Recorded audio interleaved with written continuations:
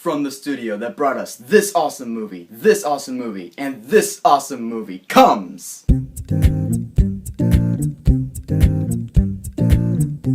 Big Hero 6. So this is the newest November movie from Disney Animation, and it's actually based off of a Marvel property. I've never heard of any of these guys before, so they're probably separate from Spider-Man and Iron Man and everyone else in the comics. Now I'm gonna get the obvious out of the way. The visuals in this movie are so cool. Seeing the city it takes place in, the city is a mix between San Francisco and Tokyo. San Fransokyo.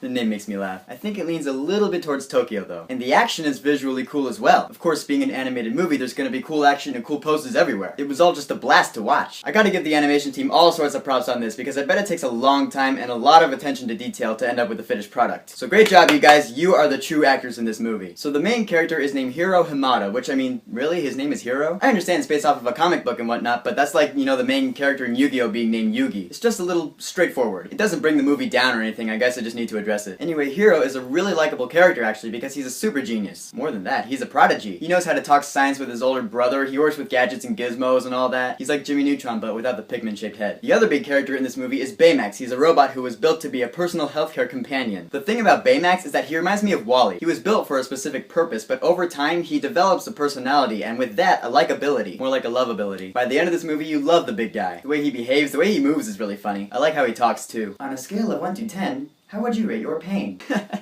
That's funny. I want a Baymax of my own now. The rest of the team is really cool, but I wish those characters were developed a little more. The movie focuses so much on Hiro and Baymax that the rest of the team are really just secondary characters. Kind of a bummer because I like watching them too. One of them reminded me so much of Felicity from Arrow, it's not even funny. Okay, now the story. In recent years, Disney Animation hasn't given us one bad steer. Shut up, Frozen was awesome. Disney's been doing really well, so I wasn't worried. And now they're doing a superhero movie. This is a mashup of two types of movies that I love, Disney animations and superhero movies. This movie actually reminded me of why I love superhero movies in the first place. Here it is. They're a group of normal people. They're like kids. They're like around my age. Yeah, they have all this cool tech and what they do with it is extraordinary. But underneath all that, they're just like you and me. They're regular people dealing with regular life problems. That makes them relatable. One thing about this movie is that some of the story elements seem to pull inspiration from other superhero stories. Like, oh, that reminds me of Batman a little bit. That kind of reminds me of Spider-Man. You can pass it off as well. Most superhero movies have that. But in classic Disney fashion, it is not that cookie cutter perfect. Props to the writers Don Hall and Jordan Roberts for putting that unexpected twist in there. I mean, Don Hall's written quite a few Disney animated movies, and he even co-directed this one, so this movie was in pretty good hands to begin with. And lastly, the score to this movie was awesome. Henry Jackman, dude. A couple years ago, I'd never heard of the guy. He wrote the awesome score to Wreck-It Ralph, but he also scored X-Men First Class and Captain America the Winter Soldier. Those are both great movies with awesome soundtracks. This guy, he's getting his name out there. The scene in this movie where Hiro and Baymax fly for the first time has like the most epic music. Watch the movie, you'll know what I mean. And you definitely should go see Big Hero 6, because who doesn't love a good Disney animation? We all grew up with them, they taught us some valuable life lessons, they introduced us to some great characters, and Disney's still doing that today. So Big Hero 6, have you seen it, and what did you think about it? Go ahead and leave a comment. And